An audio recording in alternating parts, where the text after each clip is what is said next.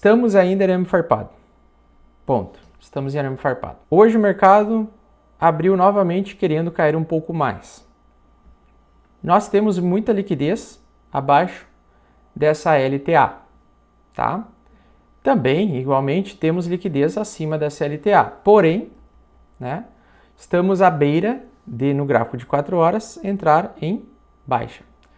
Então, se hoje, até meio-dia, até 13 horas, quando completar o fechamento do gráfico de 4 horas, a gente perder a média 9, a gente perder a LTA, nós vamos entrar em um período de novo corretivo dentro do arame farpado, tá? E o fim do mês do Ethereum pode trazer uma leve sombra vendedora. Então a gente, por enquanto, no curto prazo, a gente está com esse mensal bonito aqui, mas com uma sombra vendedora sem conseguir ultrapassar a região ainda dos 2.026 dólares, tá? Essa região pode ser tocada no próximo mês, né? Pode ser, depois de terminar a lateralidade aqui de curto prazo, ela voltar a subir um pouquinho, bater os 2.100 dólares, né? E eu acredito que o mês que vem, ele vai ser um mês lateral, tá? Um mês de pouca movimentação. Um mês que vai ficar travado mais ainda o preço em 2 níveis, né? Se vocês prestarem atenção, o Ethereum esse mês ele já ficou bastante travado, né? Ele subiu um pouquinho, mas ele ficou sempre travado entre 1.980 dólares, né? 1.980 dólares. E aqui na porção inferior ele ficou travadinho ali em 1.700 dólares. Então ele fica ali ainda nesse ponto, tá? Nós temos aqui ainda aqui eu encaro que isso aqui é como se fosse um bull trap, tá? E o bull trap pode trazer mais quedas. Então, dentro da lateralidade, né? Sempre o mercado fica oscilando de forma absurda. No gráfico de 4 horas, ó, você pode ver, né? Você não tem uma direção clara do que o mercado quer fazer, se ele quer subir, se ele quer cair.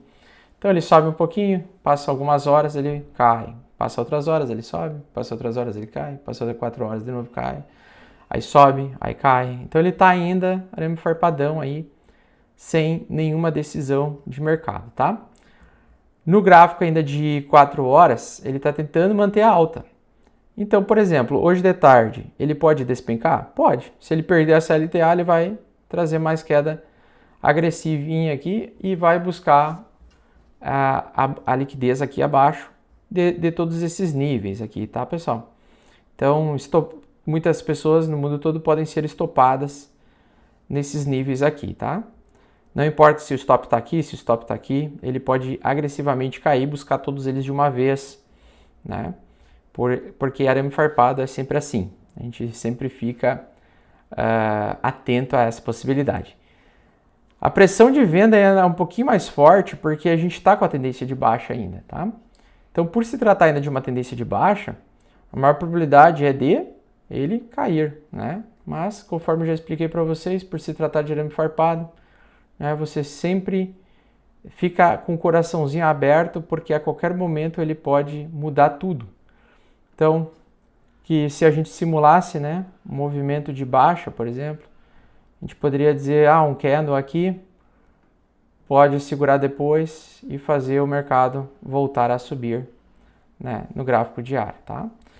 Então a gente tem ainda arame farpado, a situação de arame farpado é totalmente poética, não tem como saber os próximos pontos aí e continuamos em arame farpado.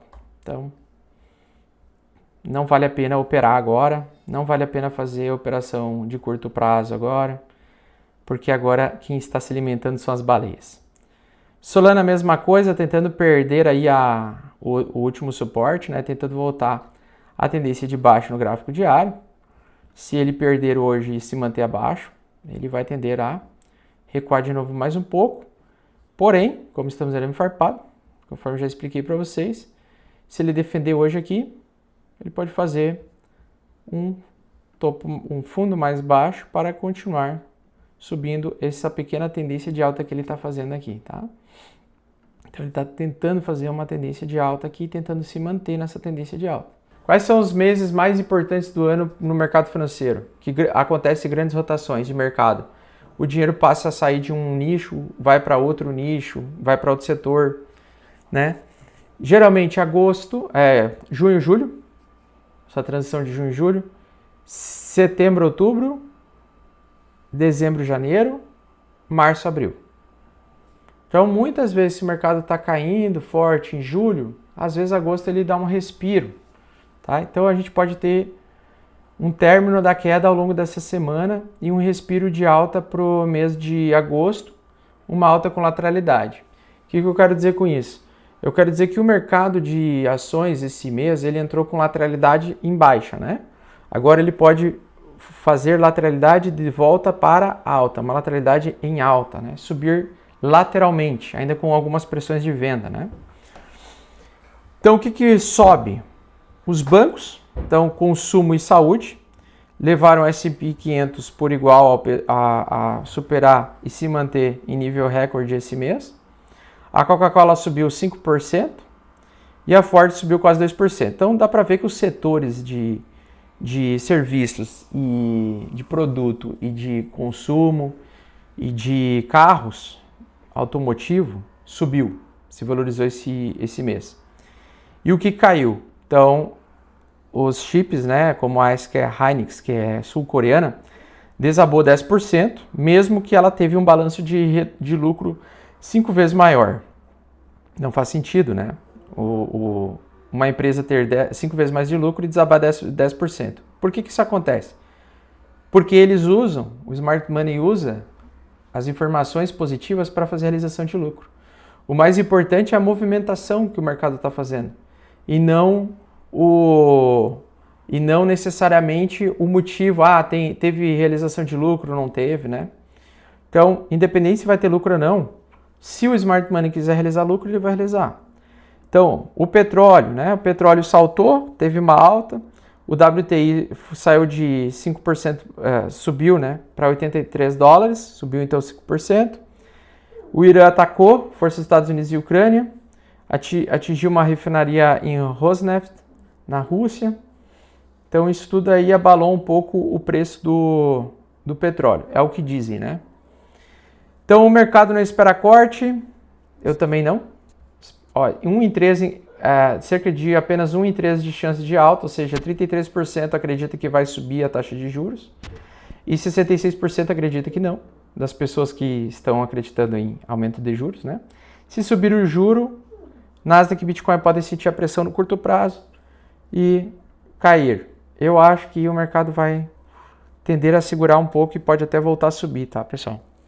No mercado cripto também, depois eu vou mostrar para vocês. Mesmo que o Ethereum possa, né, rapidamente capturar uma liquidez abaixo e tal, acho que seria muito rápido porque estou acreditando que agosto a gente pode ainda lateralizar com uma leve alta ainda para o mercado de cripto ainda, tá? Acompanhando outros períodos como o passado. Sempre com bastante volatilidade, então bastante arame farpado.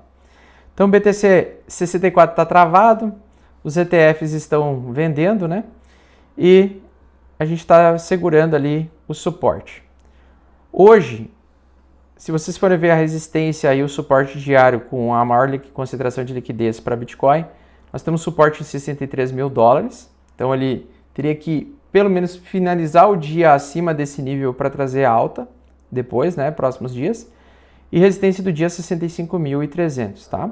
O Ether está com 1938, a resistência principal, e suporte diário 1.900. Então, tá bem estreito o apertamento da resistência e do suporte.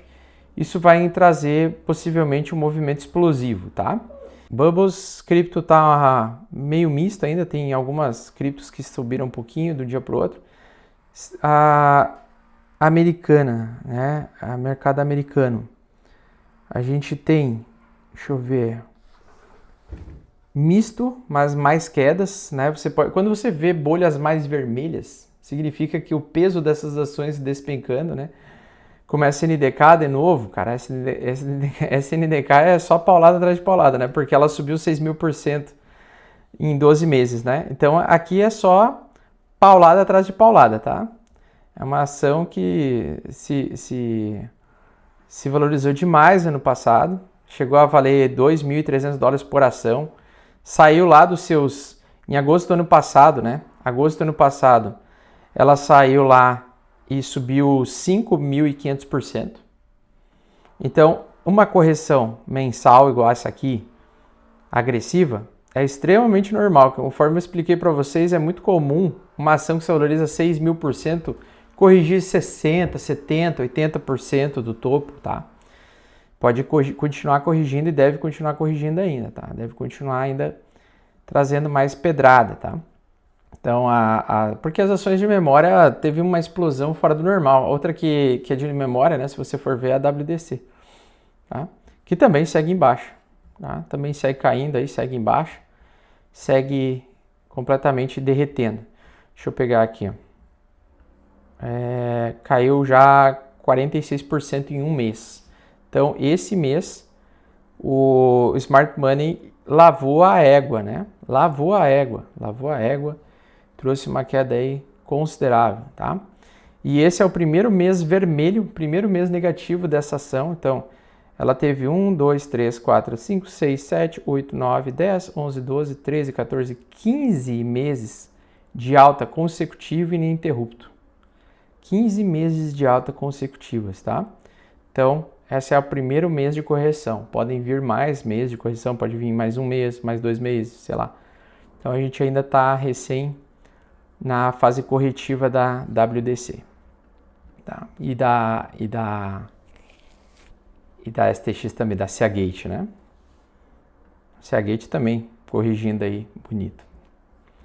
Perfeito. Então essas empresas aí explodiram, se valorizaram, mas passou. Agora elas estão na fase corretiva agressiva delas. A Oracle também, né? A Oracle também, esse mês aí, nossa, esse mês aí foi violento para a Oracle também. Mês extremamente agressivo, tá? Outra empresa que também teve altas, assim, não tão consecutivas igual a SanDisk ano passado. E aí, só que ela começou a cair junto com o Bitcoin, né? Então, o ciclo dela começou de queda em 1º de outubro e vem caindo agressivamente até agora, né? Perdendo 1/3 do valor, sendo essa uma das maiores empresas que surgiram nos últimos tempos, tá? Queda extremamente agressiva. Tá? E pode continuar caindo, né? Embora já está muito sobrevendida. Durante esses dias aí eu ainda acho que ela pode cair um pouco mais, mas à medida que entrar em agosto ela pode fazer um pullback, tá? Porque é quase impossível esse ativo continuar derretendo do jeito que ele está sem fazer pullback, tá? Provavelmente a gente vai ter alguma alta de pullback no mês de agosto, aparentemente. Dá para ver aí que o cenário é esse cenário que se desenha para ela, né?